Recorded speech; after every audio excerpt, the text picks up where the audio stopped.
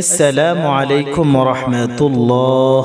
যদি আপনার সামনে কোনো সমস্যা, কোনো বিপদ মুসিবত চলে আসে এবং সেই বিপদ মুসিবত দূর হবার বা সমাধান হওয়ার কোনো রাস্তা খুঁজে পাওয়া যাচ্ছে না, তাহলে আজকের এই ওয়াজিফাটি করুন। ইনশাআল্লাহ সকল সমস্যা, সকল বিপদ মুসিবত দূর হয়ে যাবে।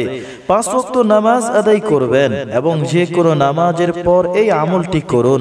সর্বপ্রথম 11 বার দুরূদ শরীফ পড়ুন, অতঃপর সূরা দুখান 7 বার পড়ুন, যার শুরুটা এভাবে: বিসমিল্লাহির রহমানির রহিম, হামিম,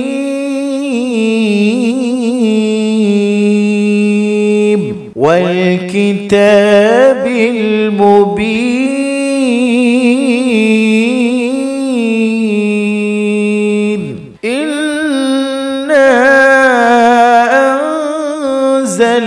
أنزلناه في ليلة مباركة إنا كنا منذرين فيها يفرق كل أمر حكيم।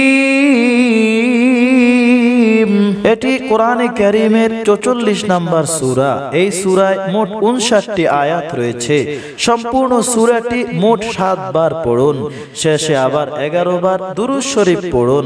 অতঃপর আপনার সমস্যা দূর করার জন্য, আপনার বিপদ মুসিবত দূর হওয়ার জন্য আল্লাহর দরবারে কেঁদে কেঁদে দোয়া করুন।